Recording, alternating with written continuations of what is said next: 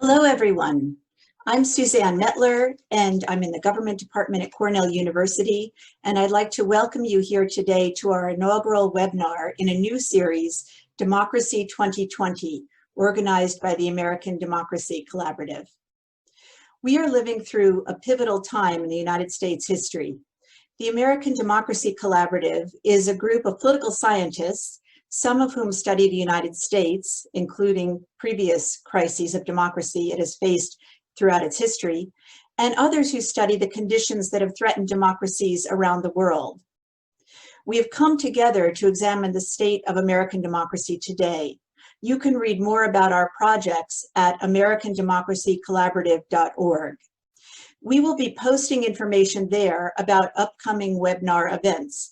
Our next one will address the question, can the United States have free and fair elections this fall?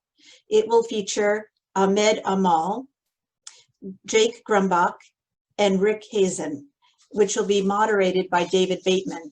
And that will be held on Tuesday, July 21st at 1:00 p.m. Eastern Standard Time. We're very appreciative to Cornell University for making this series possible, particularly through the generosity of the Einaudi Center and the Institute of Politics and Global Affairs. Now I'd like to introduce the moderator for today's panel on the protests and American democracy, Ken Roberts, my colleague in the Government Department at Cornell. Ken studies comparative and Latin American politics, focusing on political parties, populism, and labor and social movements. Ken, I'll turn it over to you. Okay, well, thank you, Suzanne, and I welcome everyone who is with us today in the audience. Thanks for joining us this afternoon. It's a real privilege for me as one of the comparativists in the American Democracy Collaborative to serve as the moderator for this first session of our webinar series on Democracy 2020. Our theme today on the protests and democracy is undoubtedly a theme that has been on everybody's minds in recent weeks. Over the last month since the tragic murder of George Floyd at the hands of Minneapolis police on Memorial Day, the country has witnessed the eruption of what is arguably the most dramatic and widespread and quite possibly the most politically consequential protest movement that we have seen since the 1960s. Now, to discuss these protests and their impact on American democracy, we're fortunate to have with us today three very distinguished scholars who specialize in the study of social movements and civil rights and democracy in the United States. So I'm going to give a very brief introduction of our three panelists, and then we will jump right into the questions that we would like to hear them discuss today. So first, let me start with Megan Min Francis, who is an associate professor of political science at the University of Washington, with a specialization in the study of American politics, with broad interests in criminal punishment, Black political activism, philanthropy, and the post-Civil War South. Megan is the author of the award-winning book, Civil Rights and the Making of the Modern American State. I'm also joined by Daniel Q. Gillion, who is the Julia Barron Platt and Mark E. Platt Presidential Distinguished Professor of Political Science at the University of Pennsylvania. He's also a 2018 to 2020 Andrew Carnegie Fellow. Daniel has written widely about political protest, racial and ethnic inequality, political discourse on race, political institutions, and the American presidency. And he is the author of several award-winning books, including most recently, The Loud Minority, Why Protests Matter in American Democracy. And then also I'm pleased to introduce Lara Putnam, who is the UCIS Research Professor and Chair of the Department of History at the University of Pittsburgh.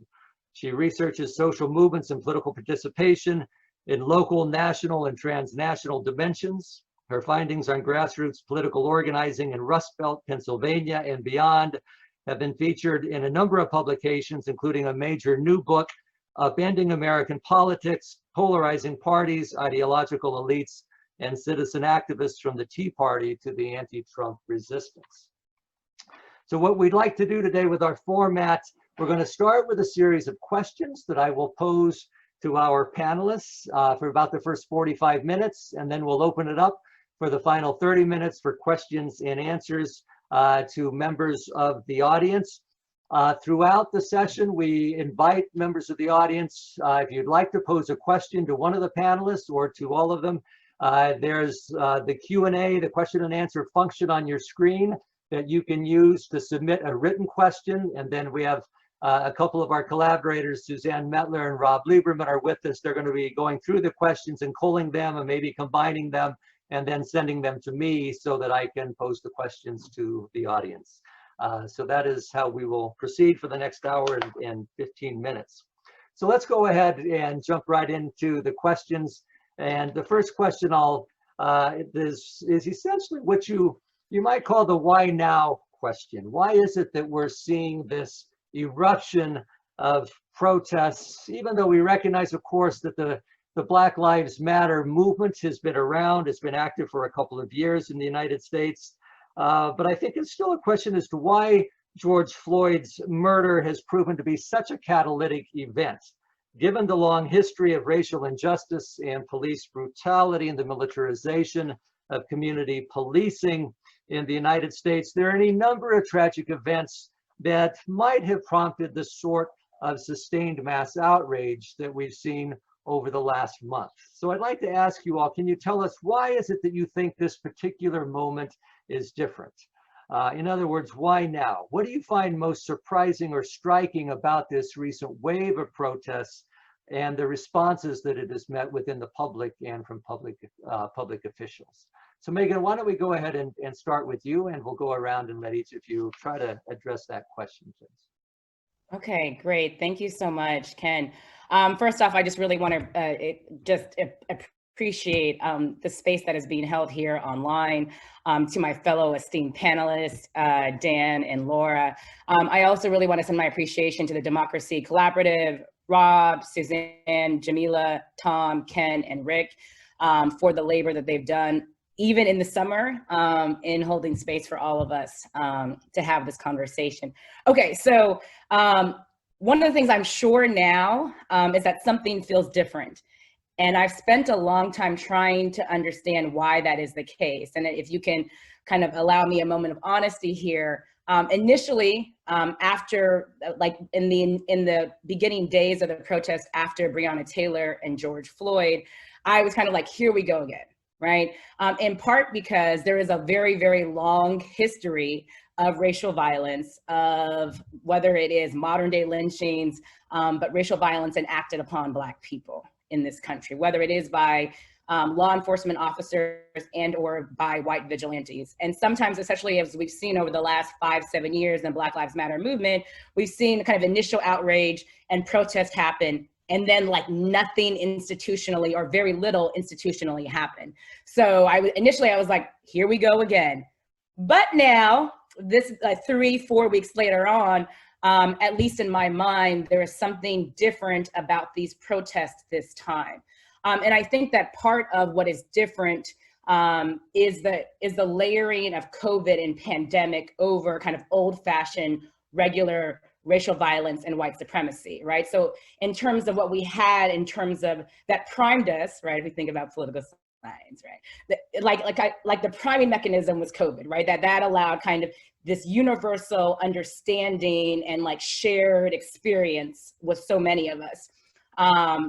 It also primed us to the fact that there were structural inequalities around healthcare in this system, and the structural inequalities led to much greater mortality around Black people in this country in terms of people who've been dying from COVID. It is also the case as a result of COVID that people couldn't run anymore from racial violence, from structural racism, from deep, deep forms of inequality in this country.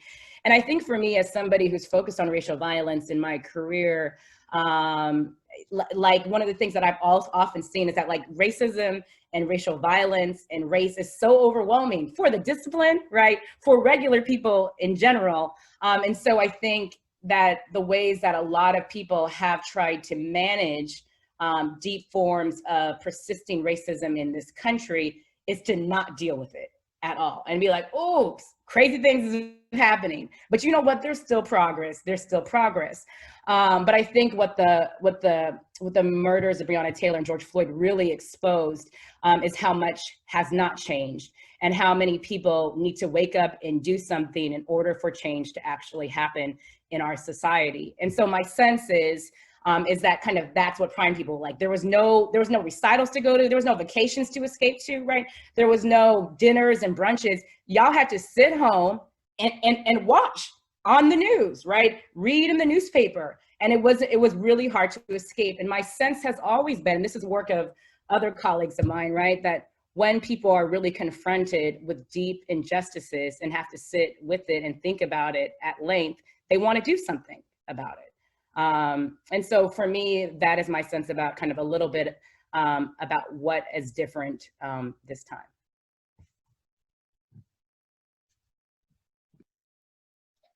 Thank you, Megan. So why don't we go around? Daniel, do you have particular thoughts on this question? What made this event so catalytic at this moment in American history? Well, I think when we look at this particular moment, I always say that the response also often dictate and determine the actual degree of offense. So in the past, we have absolutely seen protests take place. But these protests are a little bit more vibrant. They're a little bit more contentious. They're a little bit more raw. They're a little bit more violent, if you will.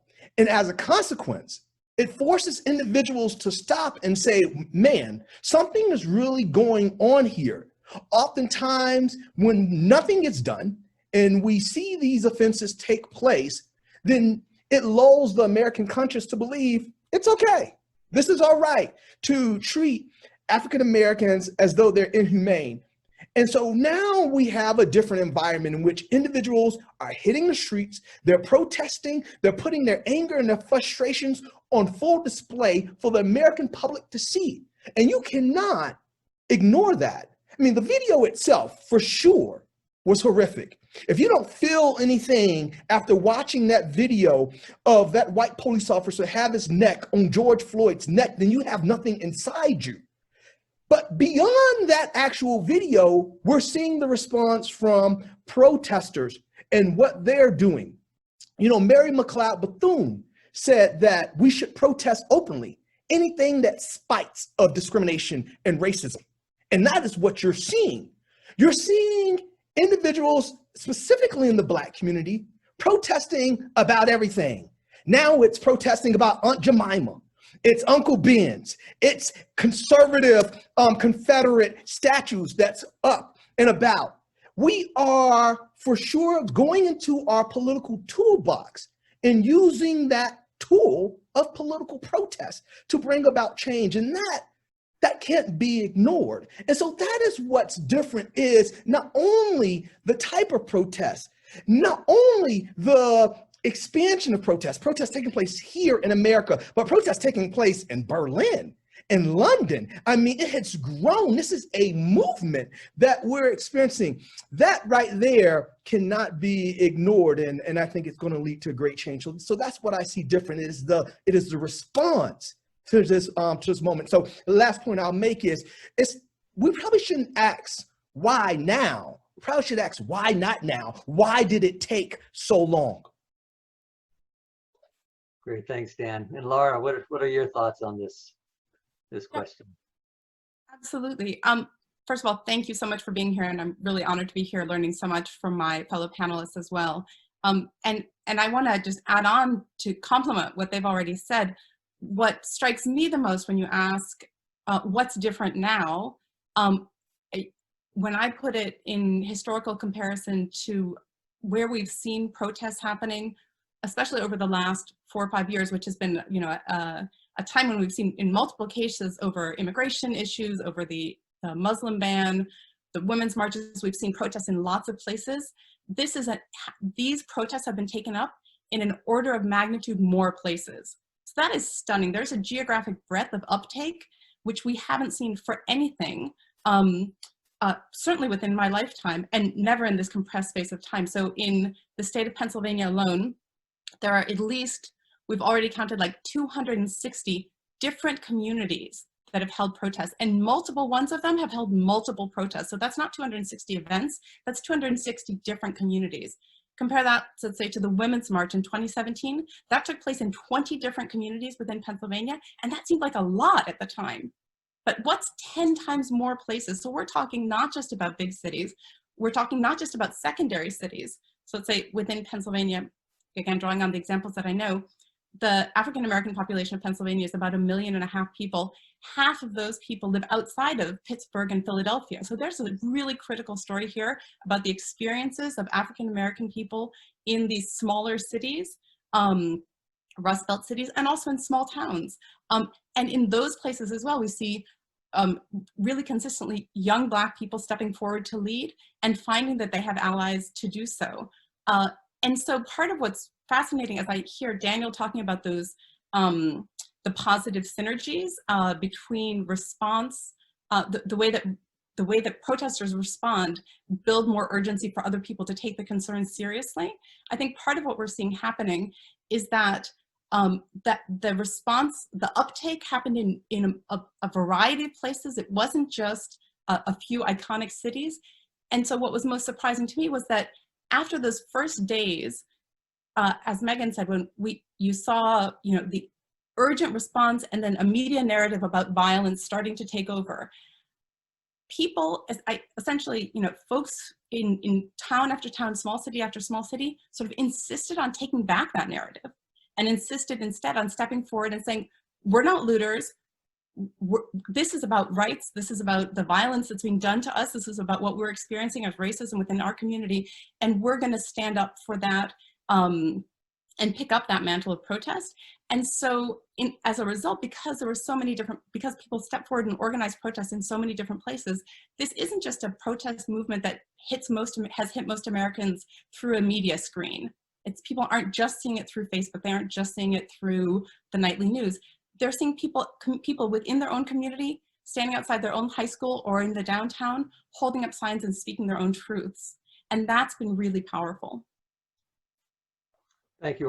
Laura, I think in a lot of ways, your response is a good segue for where I wanted to go next, which is trying to understand beyond the episodic nature of this, where it seems like a sudden eruption, and yet everybody who studies social movements knows that they don't come out of nowhere. That before you get this kind of mass eruption, you have grassroots networks that have been there on the ground working on different issues, and then some sort of catalytic event like this might happen that allows those grassroots networks to reach out and to tap in to mobilize individuals who in more normal circumstances may not be highly engaged in politics. But I know some of your work, Lara, looks at the grassroots networks so not just in the big cities, but in the smaller towns and in rural areas in Pennsylvania and beyond. So how do you see this particular movement tapping into those kinds of networks and into that kind of energy? What's allowed this movement to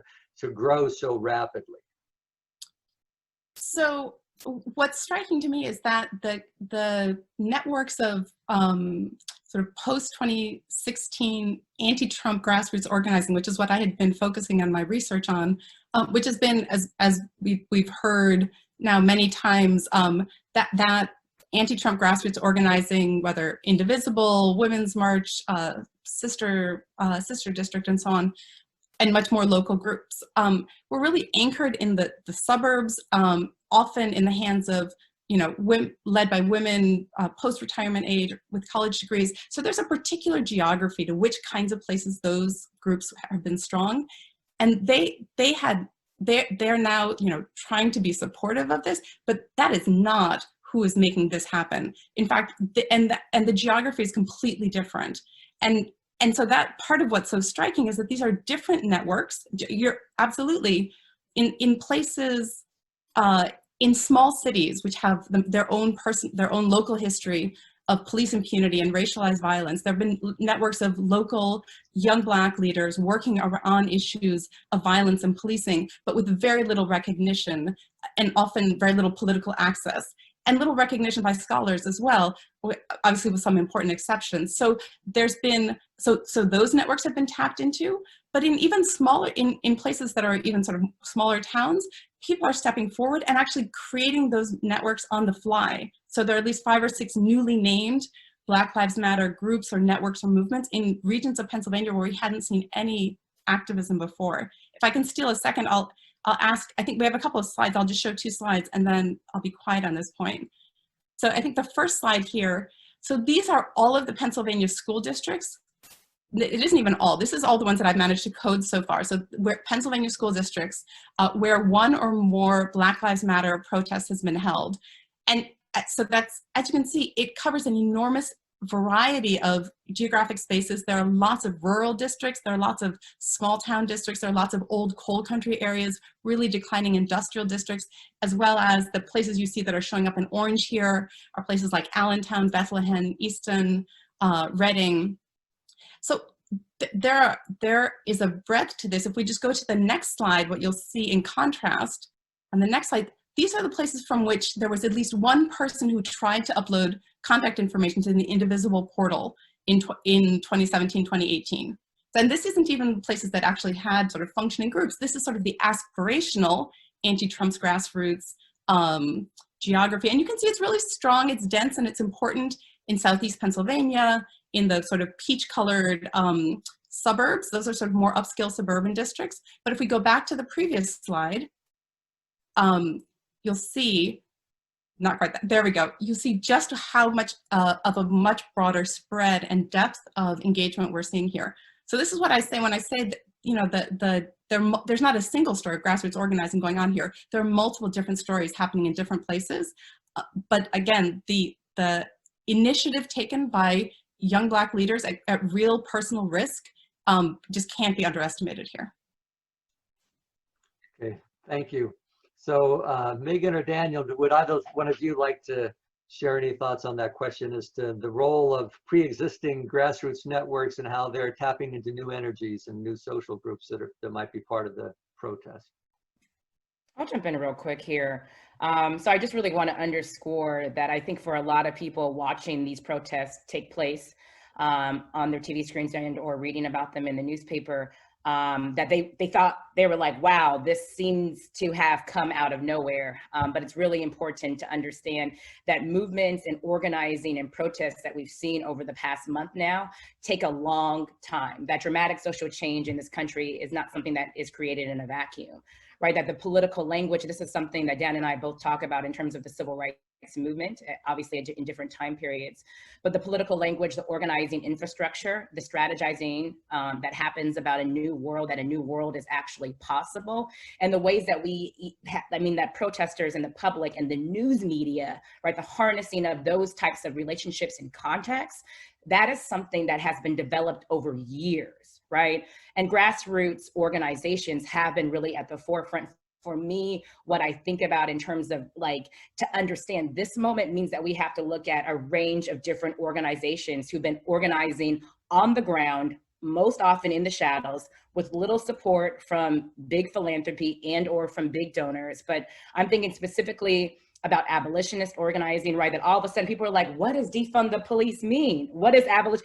Things that have been on the fringes all of a sudden very quickly came to the center. And that's because groups who have been focused on abolition for decades, right? And developing those networks and that language, like all of a sudden then we were like, oh, where's that from? And that's where that is from. There's also in terms of police reform, I'm also thinking about climate. People have been working around climate and justice. I'm also, one of the big kind of organizing, grassroots organizing around that I think that has contributed to the protest has been around labor organizing and really focused on the different groups in, like, whether it's Fight for 15 and or exposing labor injustices across this country.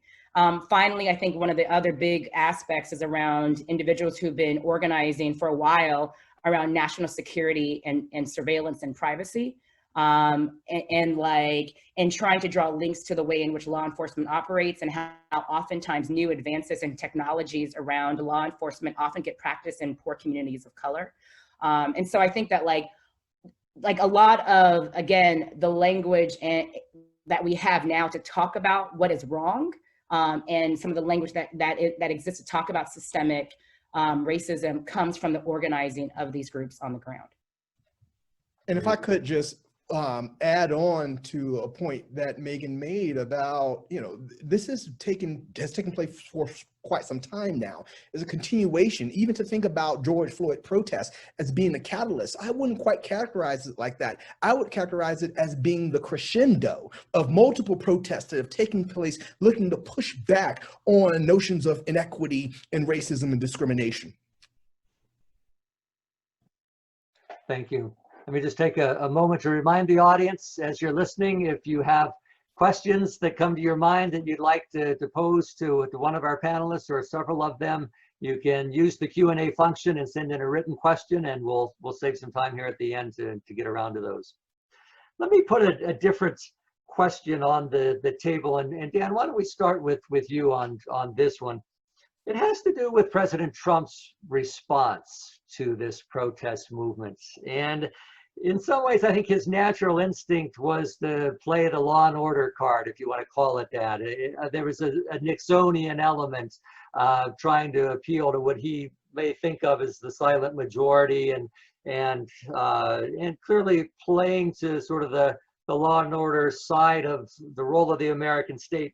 And I'm curious, do you think that did he misplay this? Did he miscalculate it? Do you think it's backfiring against him? But how do you think this is playing out in terms of the public responses to the reaction of the U.S. government to the protest movement? So Daniel, we'll start with you. That's a good question. And you look at Trump, there's no doubt that he's using that old Nixonian playbook. When Nixon said in 1968, when he saw anti-war protesters saying, bring the boys home, he sort of pushed back on that, gave a speech to the American people, asking the silent majority to stand with him. And we know during that time period in 1968, that term, the silent majority, had a racial bend to it. The civil rights movement at that point had started pushing back against the war because Black and brown individuals were coming home in body bags in disproportionate numbers.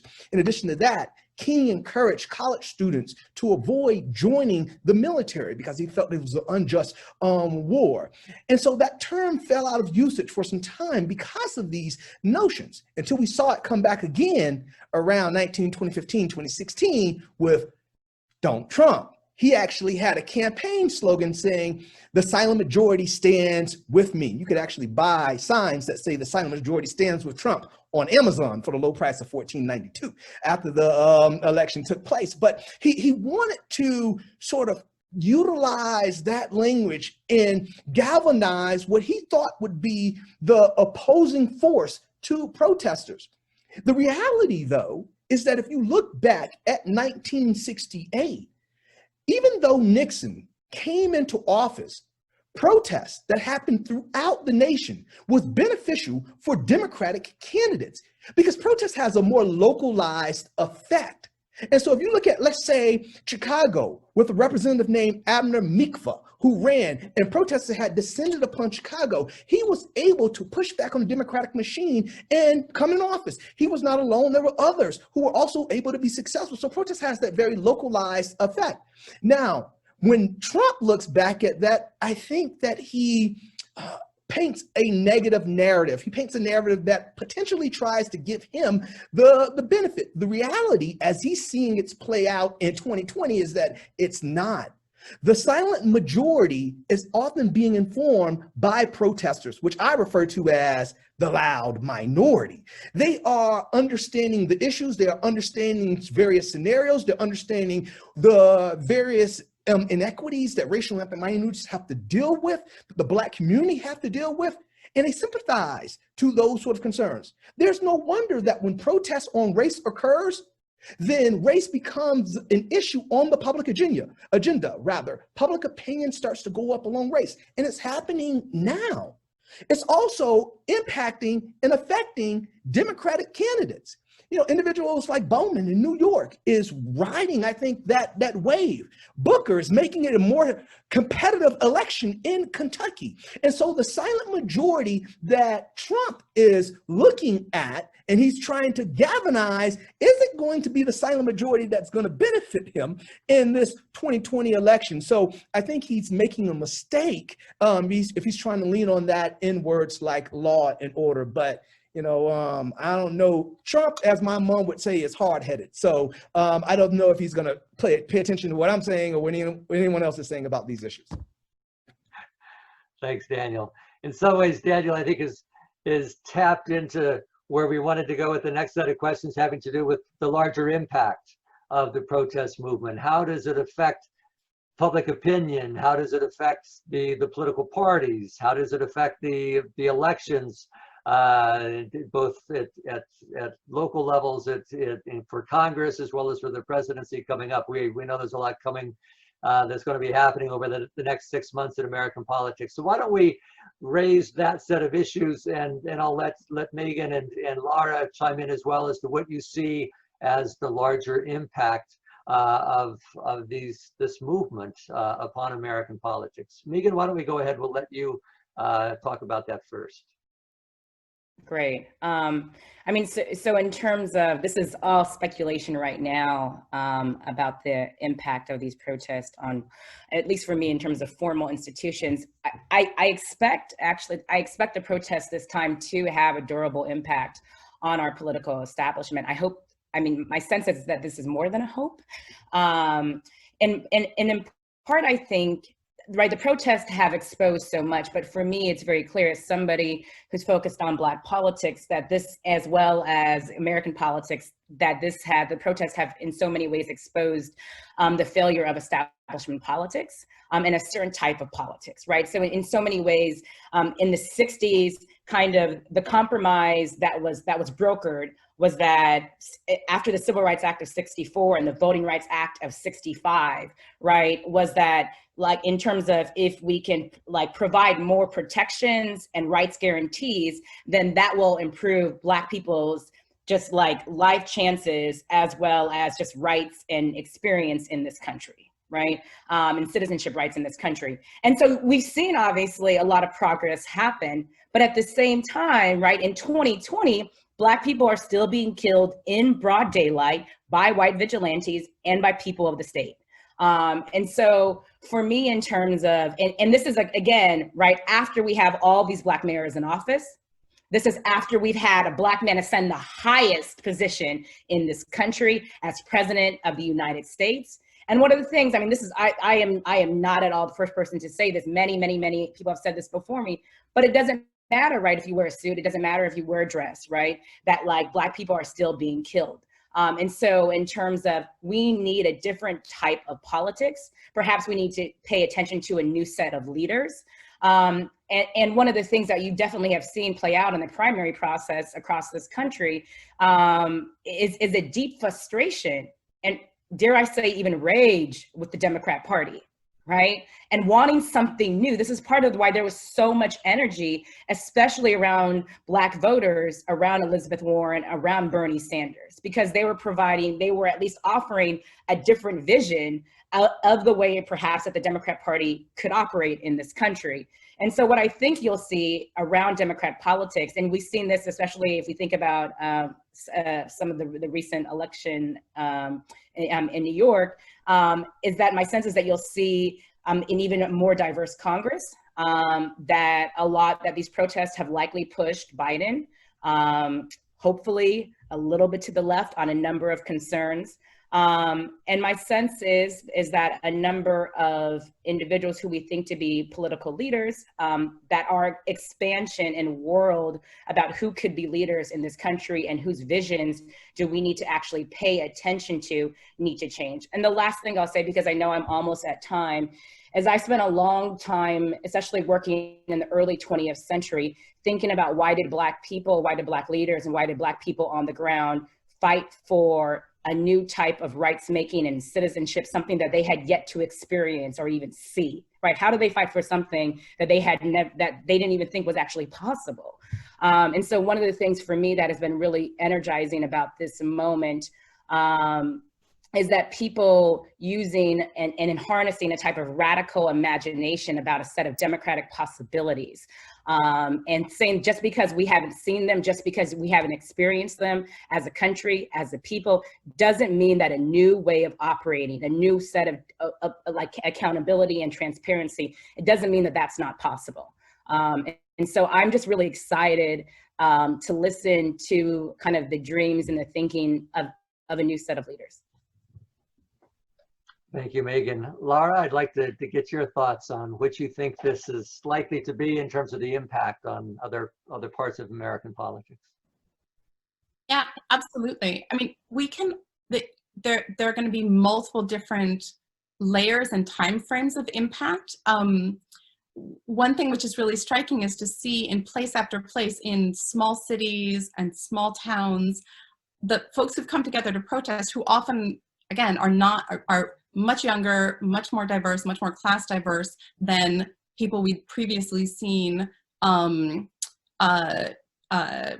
taking an organized public presence in protest action or in civic action in those places. And people are already coming together and forming regional networks in some cases, multi-county Black movements for Black lives that are embracing that language, and identifying local targets for political action in a way that is, likely to be really impactful in terms of increasing their efficacy and increasing their political engagement and their capacity to demand change from their leaders. And what those targets are really vary from place to place, appropriately so, because these places are very varied. So in some places, in some of the more suburban districts, there are petitions have already been put forward about changing the curriculum in the high school. Why aren't we teaching more African-American history in the high school? How did I, in this northern Pittsburgh suburb, get to be a graduating senior and I've never had an African-American teacher? So these are some of the questions that are being asked out loud in school board meetings in places we haven't heard them before. And targeting school boards for actions has come to the fore in multiple different places as the key issue, again, especially in suburban places. In some of the more ex-industrial urban places where police impunity in the face of violence against Black residents and Hispanic residents has been the crucial issue. There are movements for around police accountability and much more targeted on ways of making police forces accountable for violence and shedding public light on that and bringing justice for tragically, almost every city has a local name that's added onto that list of names when protesters say the name of George Floyd, they say the name of Breonna Taylor. There's a local person whose death is also being remembered in place after place after place. So in some places that has become the target for local organizing. And so it's precisely because people who are stepping out and seizing this moment to make political change are identifying not just national politics as the issue, but finding local, concrete, achievable local steps where they're pulling allies in and saying, okay, you showed up for this protest, now show up before the school board. Or you showed up for this protest, now show up with me to the county council where we can actually make a difference about creating a countywide review board. Those are the kinds of things that are going to have a really deep impact, not just between here and November, but over multiple years in reshaping the face of local politics. Thank you. And Daniel, do you have other thoughts that you wanted to share about the broader impact of the movement? Well, most of my research focuses on what takes place after protests occurs, what happens after the dust settles. And so if you look at policy changes. Congressional members are more likely to vote in the liberal direction on racial issues. They're more likely to introduce bills. And it's not just individuals on the other side, even allies. Black representatives and Democratic representatives are more likely to put forth policies that address the concerns of protesters.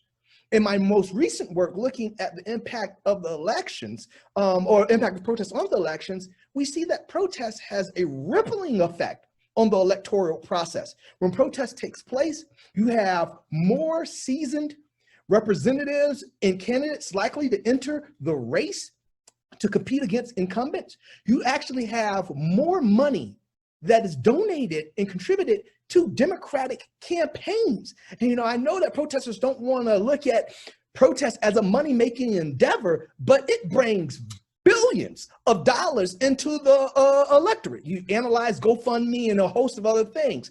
Not only that, but protest mobilizes turnout. If you look at Black Lives Matter effect in 2016, in places like Minneapolis, where Black Lives Matter protests occurred in high numbers, Black turnout actually increased from 2012 to 2016. And this is given that Black turnout was down throughout the nation. And then finally, for electoral returns, when liberal Black protests occur, Democratic candidates receive a greater share of the two-party vote. So if I'm looking ahead at 2020, I think we see a blue tsunami on its way because of these protests. Okay, thank you. I have one more question that I would like to pose, and because we want to move on to the audience questions and answers, I'll ask you all, I'd like to hear all three of you respond to this maybe for a minute or a minute and a half or so we'll try to be concise. But it's a question, again, in some ways tapping into the broader effects of the movement. But one of the things that has been of a lot of concern to a lot of people looking at American politics, a lot of discussion about the so-called polarization in American politics. In fact, we had a major conference here at Cornell last November as part of the American Democracy Collaborative, and we have an edited volume that is in the works, looking at different articles that talk about different kinds of polarization: ideological polarization, partisan polarization, social polarization, not just the polarization of the parties, but polarization between the different social groups that support the different political parties. So I'm curious as to how you all see the effect of this protest movement. Is it an expression of the polarization? Is it likely to exacerbate the polarization? Or do you see possibilities that the protest movement perhaps puts on the agenda a more unifying vision, that possibilities for common ground between the different sides, opportunities to try to rejuvenate American democracy? So what do you see as the consequences of the movement with respect to those issues? Lara, why don't we go ahead and start with you on that? And I'd like to hear from all three of you if we could. Sure. I think the kind of polarization that has been brought most to the fore by this wave of protests for me is actually generational polarization. So we see young people, people, and by young people I mean, some of these protests are being organized by 14-year-olds, more often 18-year-olds, but so people in their very early 20s or lower who are experiencing US politics and their nation through Instagram and TikTok are seeing a completely different set of narratives, and here, Megan's emphasis on where are those narratives coming from, and they're experiencing the world and this moment through Instagram, through TikTok, and that's as true if you're living in, Shippensburg, Pennsylvania, as if you're in Altoona, as if you're in Seattle. So they're seeing a really important set of messages focused on the urgency of justice for Black lives. The polarization, they're often in more traditionally conservative places. The people they're being polarized from are their neighbors who are a generation older than them. So folks in their 50s and 60s who are living this moment through the screen of Fox News and right-wing Facebook, they're seeing a very different set of images of what's happening currently and what they should feel about it. So on the one hand, that's a painful gap, and the fact that we have some protests where you've got like armed men showing up because they've heard that there are going to be busloads of Antifa coming into their small town, and they're confronting these like kids from the high school, speaks to that polarization. But the thing about generational polarization, when it cuts across lines of geography in this way, is that people have a chance to shift their thinking. If it's my grandmother who sees things so differently than I do, there's a chance for her to hear something about my point of view, and for my point of view to be communicated to her. So actually, I think that the fact that in this very wide array of geographic places, you've got young people who are intentionally stepping forward to be part of a national movement for Black lives, that has the possibility of working against polarization. Okay, thank you, Lara. And Megan, we'll go ahead and let you go next. So I kind of wonder, as you were actually asking the question, if there's this is not a full, complete thought yet, if there's a type of generative polarization for race issues. And so what I mean by that is that for a lot of Black people in this country, in thinking about democracy and citizenship, that the state has always been illegitimate, right? And so I'm wondering right now if these protests that have happened across the country over the last month open up an opportunity for people who care about, I think, broadly professed ideals of citizenship, democracy, and justice to actually have a conversation about what those actually mean. And for some people who have always lived in a different world perhaps and believed that we have had a big degree or high degree of justice and equality in this country, if this provides a chance for them to listen to their neighbors and their colleagues in a different way, and to hear differently, and then to work on the side of these issues. And so my hope is that the exposure of these issues provides a way for people to actually work towards the fulfillment of ideas that only some people actually think that we have in this country. Great, thanks. And Daniel, we'll let you go ahead and make a final response, and then we will move to the questions and questions from the audience. So if you haven't asked a question, you still want to squeeze something in, you can send in through the Q&A function a written question. Okay, Daniel.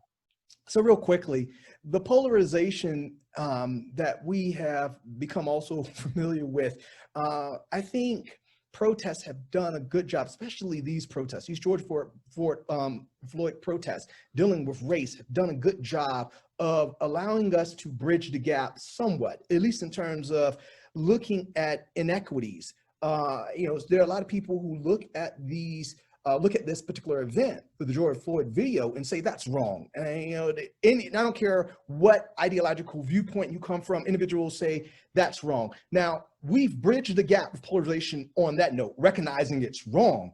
But now what do you do about it?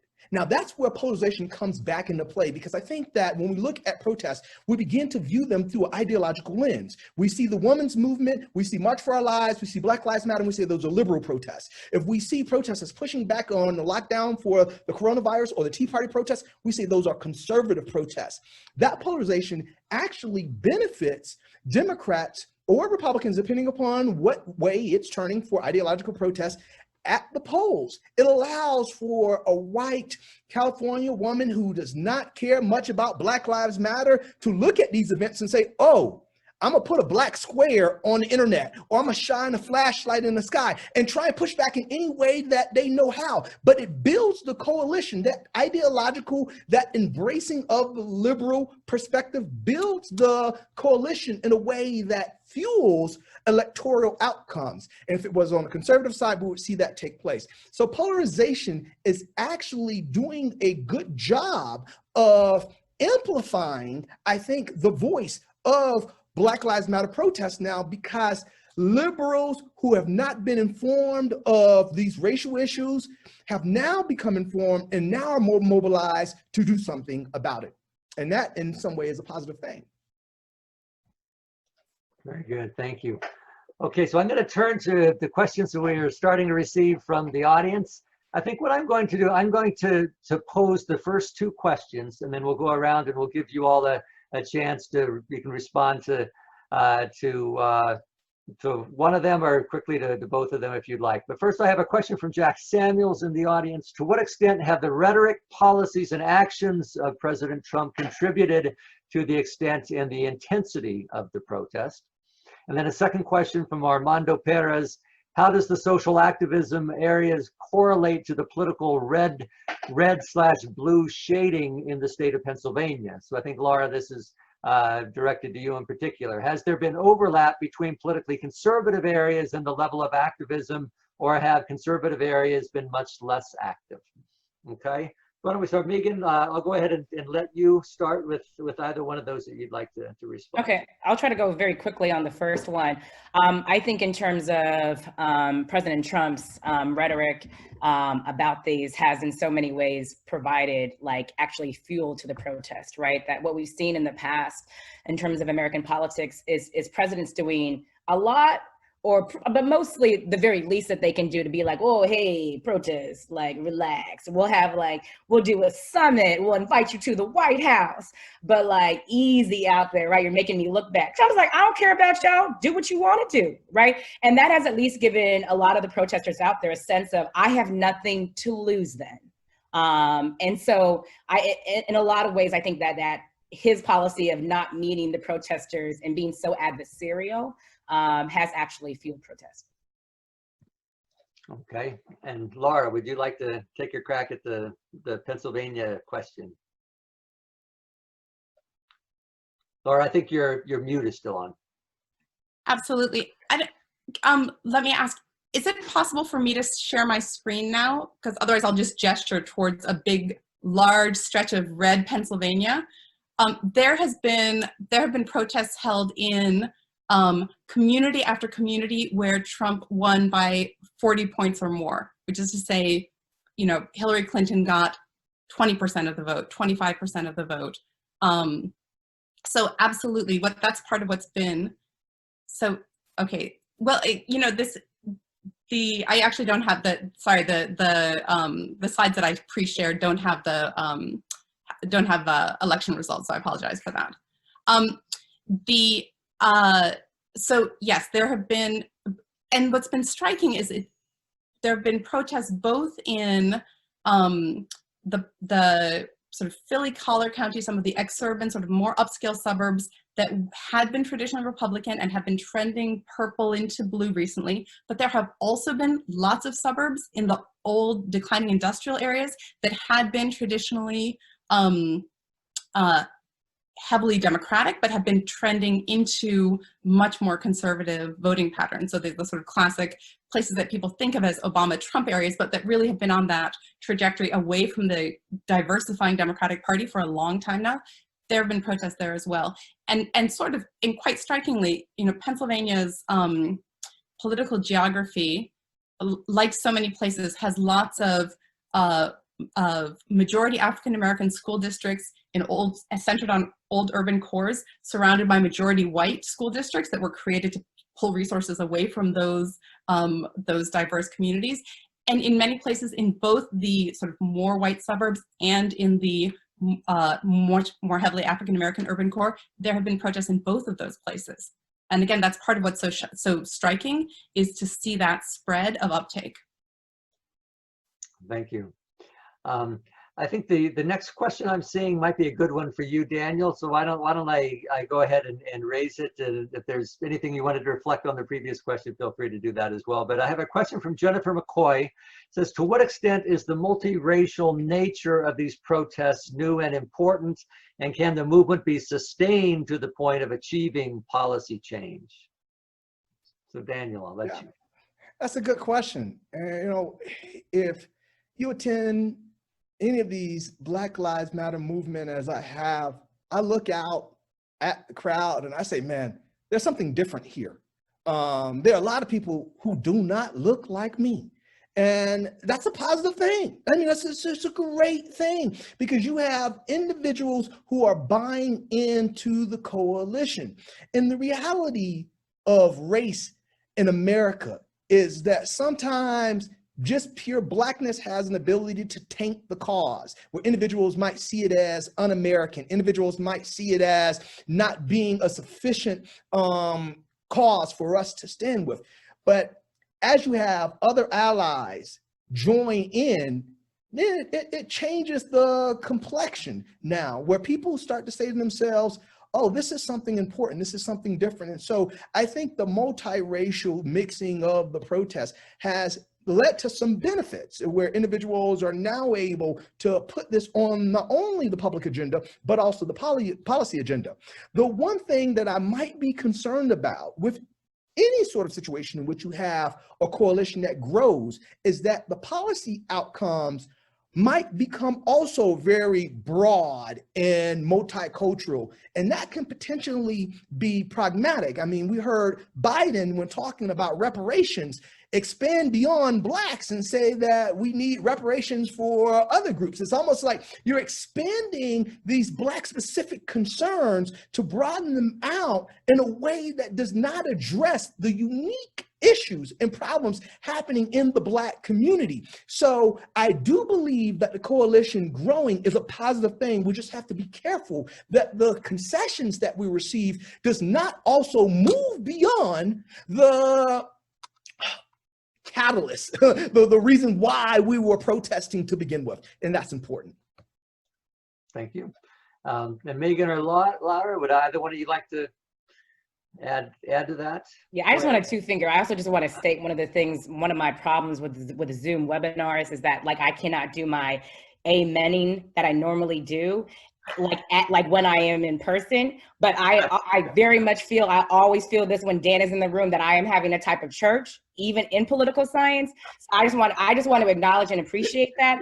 I do want to two-finger what Dan has said, which is I think it's been like, it has blown my mind, by the way, the diverse nature of these protests, right? And that Laura's incredible work about like even in these small suburban and rural towns, you have people who are coming out in large numbers. Some of these protests, right, are not even majority Black. Like what, right? But I think that this concessions aspect that Dan pointed on is so crucial, right? In terms of that, yes, we can all come together and say that there is this problem that we should focus on, but in terms of what the policy solution might look like, what history, right, has shown us is that it often gets watered down, right? And that having specific policies that focus on Black people, everyone benefits, right? Everyone benefits. But it often is the case, right, that the most marginalized Black people do not benefit from so-called colorblind policies that just impact a certain income bracket. So I just want to underscore that. That's it. Thank you. Thank you.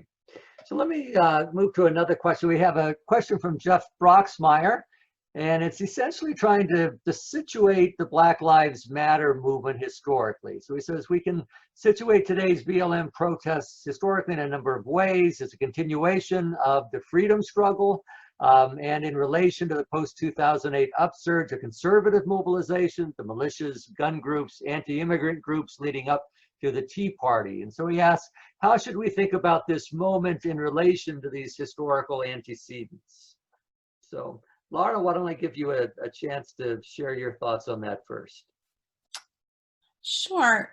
I mean, in terms of how quickly there's been uptake in very different places, this is, much larger than antecedents like, let's say, the Tea Party. So, the number of places where Tea Party protests were held on Tax Day 2009 is a small fraction of the number of places where protests have been held for explicitly under the banner of Black Lives Matter, not just saying, oh, racial justice is a thing we should eventually uptake, but really grabbing onto some of the more clear attacks on structural racism and on specific victimization and consistent victimization of Black people by police. And so those are, that spread is much greater, but we can learn from those past examples as we think about what the impact is likely to be. And in all of the past examples that that are pointed to by the questioner,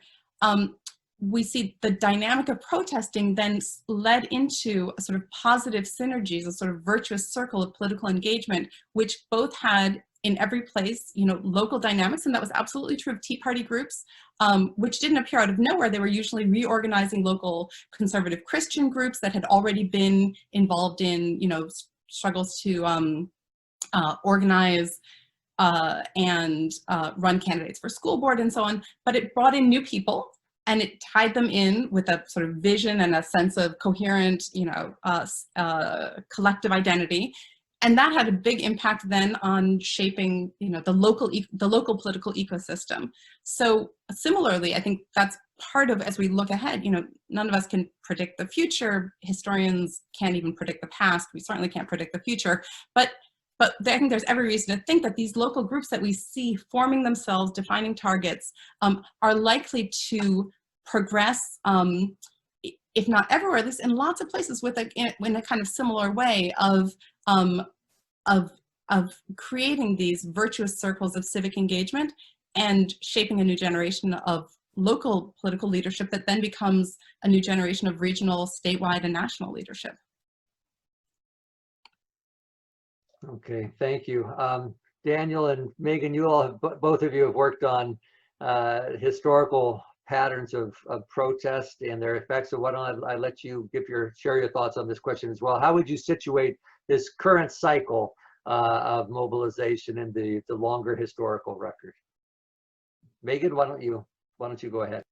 Okay, I'll go very quickly. First, hey, Jeff Roxheimer up in there. He has a book out this week, so y'all should check that out. Okay, in terms of how would I situate this in the kind of in the longer trajectory, I think for me, one of the things that always rings true is that in terms of rights making in this country, we're never done. Right, like it's never a process where like, oh man, we did that. Like we are where we need to be. That in terms of, I very much situate the protests that have happened over the last few weeks in the long Black freedom struggle, right? So whenever I teach the Black freedom struggle and civil rights, I'm always like, from enslavement to now. And my students are always like, whoa, wait. And I'm like, listen, I know y'all want a neat, tiny Black freedom movement, right? That begins in 54 with Brown and ends in 65 with the Voting Rights Act, but that's not rights making. And so again, I situate these protests in that longer movement, but part of that longer movement is exactly part of this question, which is in terms of the backlash that often happens, and or the front lash, as Veshel Weaver has so beautifully informed us about, right? And that backlash is also something that we also always have to keep our eye on, that it's not always like 3 steps forward, that oftentimes it can be 3 steps forward and 5 steps back. And so for me, in terms of to understand these protests, that it's not just in terms of kind of another marker in the long Black freedom struggle, but to also think about the role of conservative counter mobilization to expanding rights for Black people in this country. And that just to keep, just to keep in mind that like, while so many of these protests have taken place, we also need to be mindful that the other side is likely working just as hard and is fundraising just as much right now. Thank you. Daniel, your thoughts? Just real quickly as well, what bothers me sometimes about the way in which individuals characterize this particular movement, we've seen with George Floyd, Breonna Taylor, and others, sort of protests, is that they try and sometimes demonize it and say that it's somehow completely different than protests that we've seen in the 1960s that brought about the Civil Rights Act and that sort of thing. The reality is that the Civil Rights Movement was not some sort of cookie cutter, cotton candy eating competition. It was raw, it was real, it was honest. And so when we look at this particular generation and their protests, I think it is, as Megan puts forth, it's a continuation of what we've seen in the 1960s and even beyond that period of time. And so protests is having the impact that it had before in the 1990s, in the 1970s, in the 1960s. It's a slow progress, but it is taking place. Let's not demonize this generation. Let's not view them as being worthless, their activities as being worthless. And so the characterization of this protest, I think for this particular moment, is important. Thank you. So let me ask another question that has come to us that Suzanne Mettler has forwarded. It says, the protests seem to be accompanied by a sea change in Americans' attitudes about racism and injustice. Do you think that will endure? So how enduring do you think this, the changes in attitudes?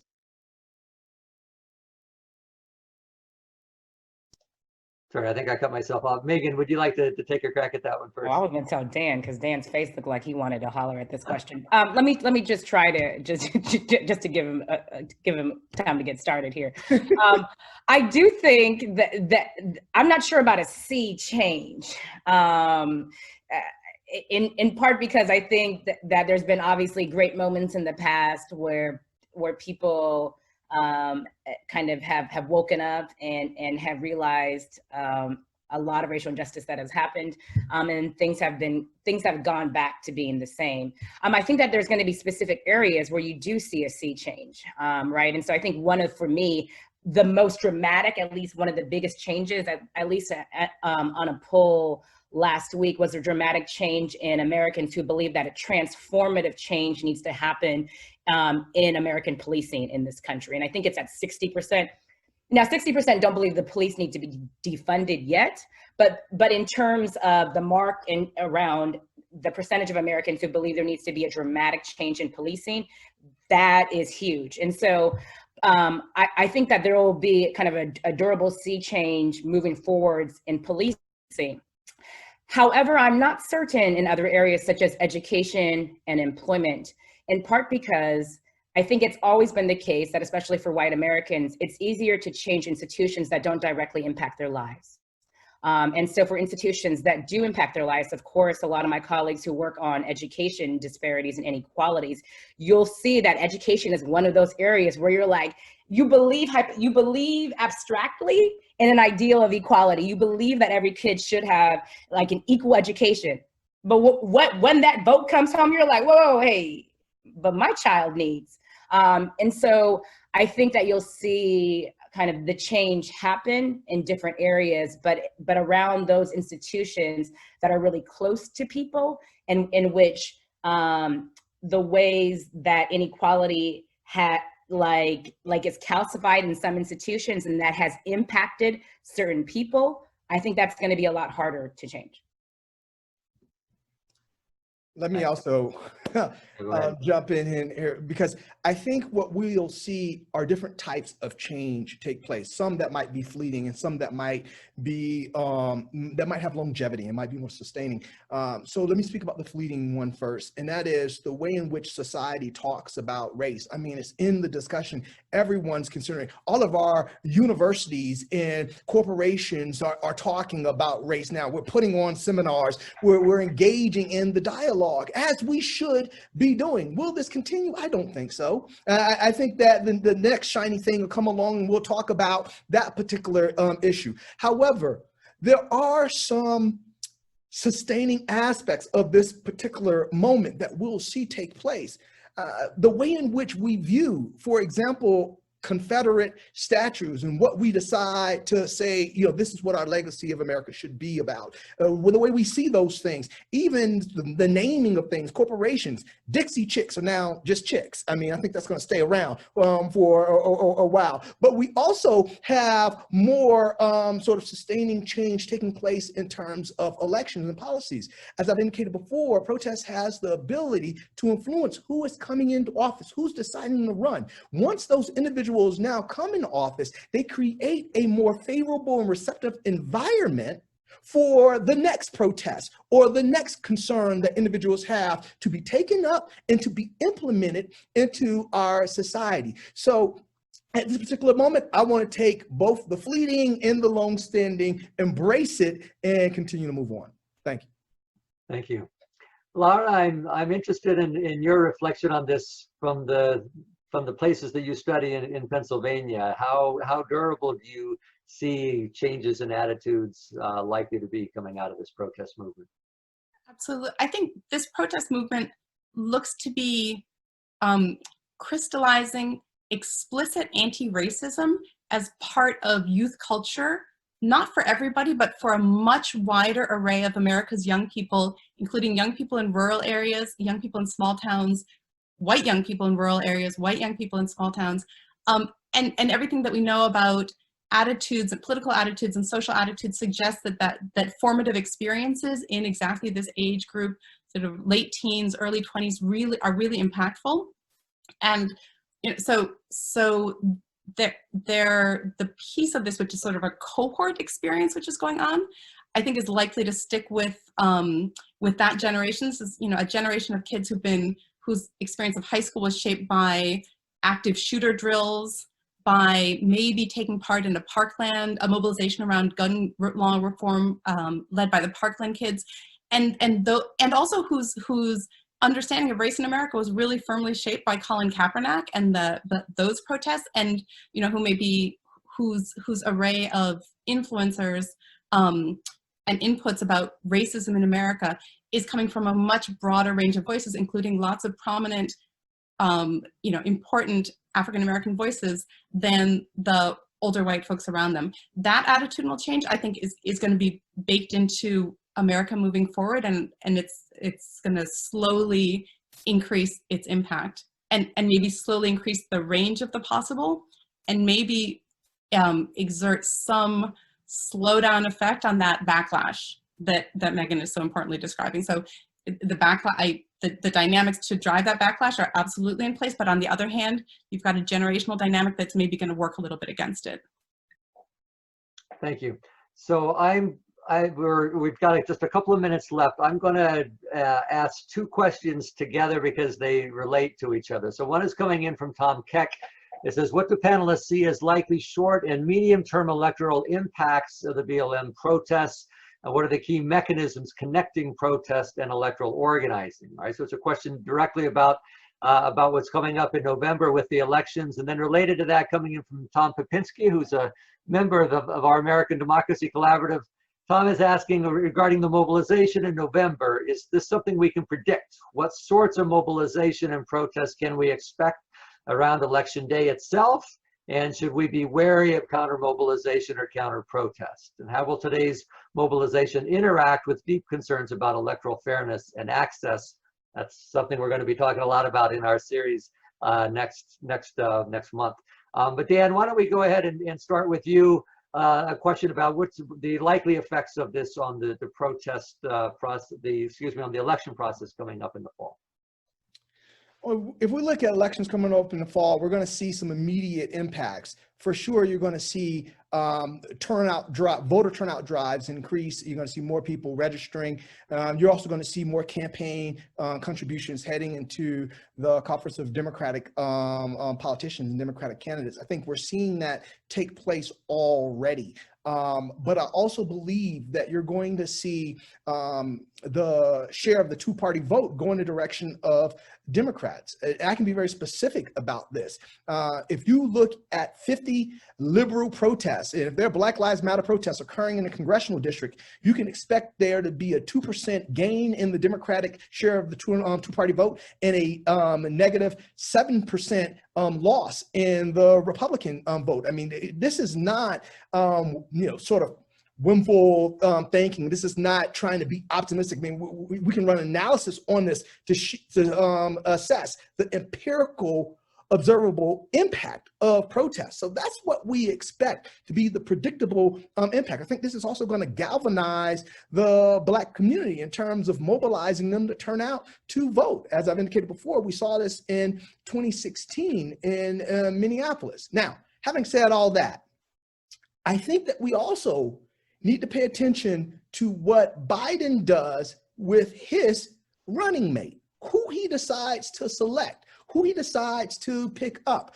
And we also have to pay attention to what takes place with Trump and how he continues to talk about this particular movement. So that, if we can look at the elections today, that's what I can say. But I mean, 3 months, that's a lifetime for an election cycle. So that's the way I see it right now.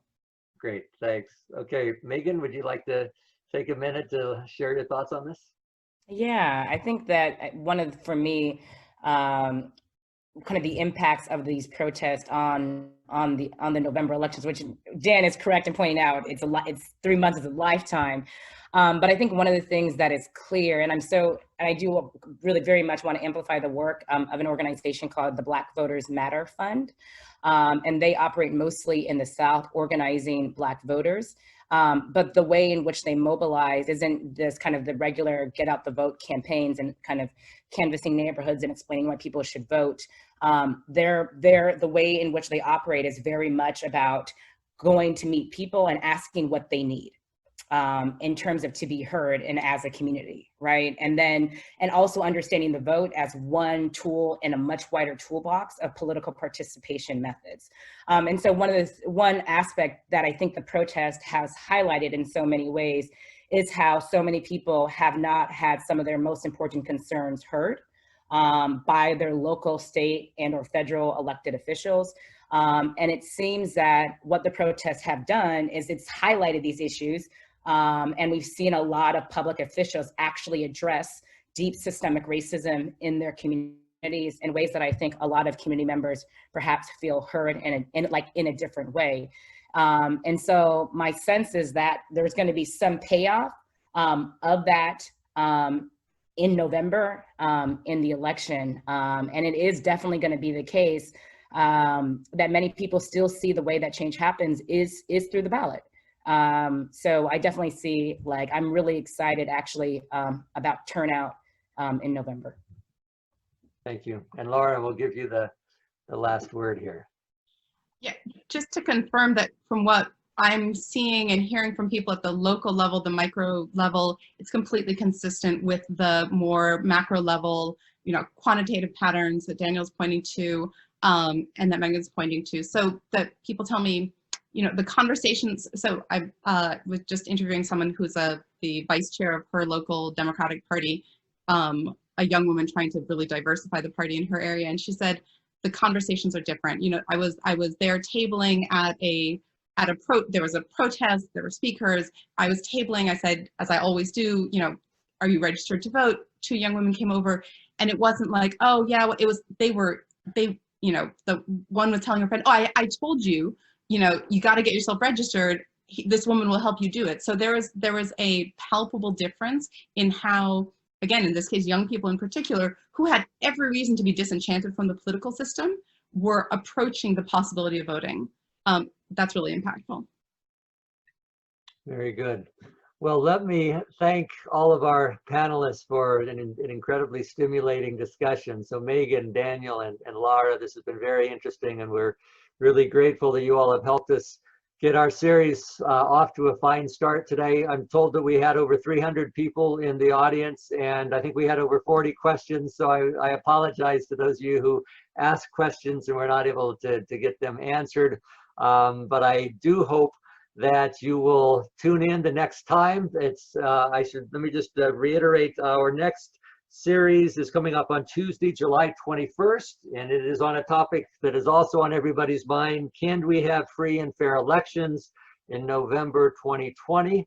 So that will be our next webinar series. And so I encourage you to tune in for that if you can. Also, a reminder, there will be a recording of this panel discussion, this webinar, that will be available starting next Monday, we hope.